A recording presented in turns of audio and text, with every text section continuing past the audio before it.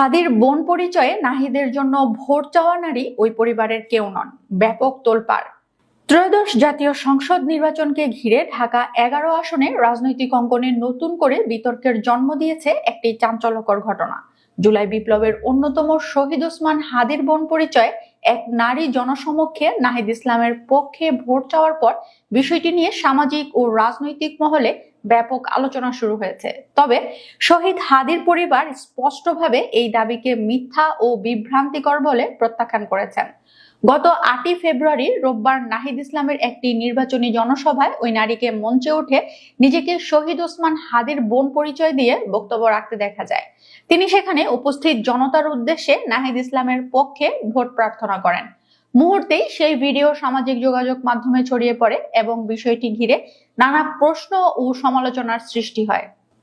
ঘটনার পরপরই শহীদ পরিবারের পক্ষ থেকে কঠোর প্রতিবাদ জানানো হয়। ইনকিলাব মঞ্চের সদস্য সচিব আব্দুল্লাহ আল জাবের সামাজিক যোগাযোগ মাধ্যমে দেওয়া এক স্ট্যাটাসে জানান, তিনি ব্যক্তিগতভাবে শহীদ ওসমান হাদির পরিবারের সঙ্গে কথা বলেছেন এবং নিশ্চিত হয়েছেন যে ওই নারী হাদির 3 বোনের কেউ নন। তিনি অভিযোগ করেন, শহীদ পরিবারের আবেগ ও আত্মত্যাগকে রাজনৈতিক উদ্দেশ্যে ব্যবহার করার অপচেষ্টা এটি।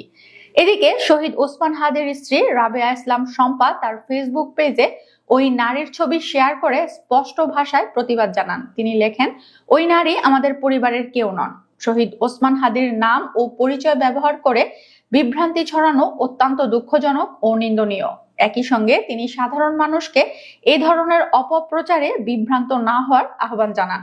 রাবেয়া ইসলাম শম্পা আরো উল্লেখ করেন, শহীদ হাদির পরিবার কখনোই কোনো নির্দিষ্ট প্রার্থী বা রাজনৈতিক দলের পক্ষে প্রকাশ্যে অবস্থান নেয়নি। পরিবারের পক্ষ থেকে সাধারণ ভোটারদের প্রতি আহ্বান জানানো হয়েছে, তারা যেন দলীয় পরিচয়ের বাইরে গিয়ে সততা, যোগ্যতা ও আদর্শ বিবেচনায় ভোট প্রদান করেন। শহীদ পরিবারের নাম ব্যবহার করে কোনো প্রার্থীর পক্ষে ভোট চাওয়াকে তিনি অনৈতিক ও আপত্তিকর বলে উল্লেখ করেন।